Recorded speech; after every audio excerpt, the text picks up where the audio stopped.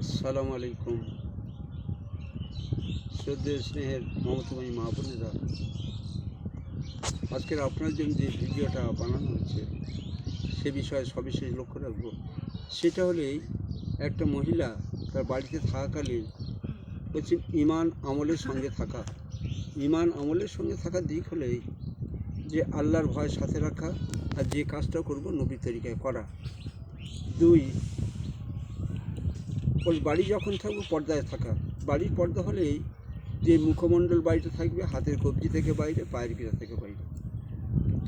বাইরে যখন যাব সর্বাঙ্গ ঢেকে যাওয়া, যে সারা শরীরটা ঢেকে যাওয়া। আর সেখানে বরখার যে করা সে এমনভাবে করা যেন আমি পথ দেখা পাবো, কেউ আমার চোখ দেখা পাবে না, এরকমভাবে চলা।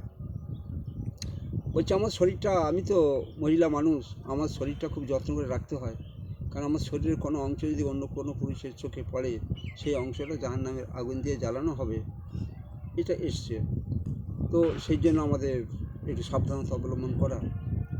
আর ছোট শব্দে কথা বলা, যে আমরা এমন কথা বলবো যেন অন্য কোনো পুরুষের কানে না যায়। যদি আমার কথাটা অন্য পুরুষের কানে যায় তাহলে সাংঘাতিক গণা হবে। সে গণাটা ভাষাটা আমি উল্লেখ করতে পারছি না, আপনার অনুমান করে নেবেন। আর স্বামীর তাবেদারি করা, স্বামী যেভাবে চলতে বলবে সেইভাবে চলার চেষ্টা করা।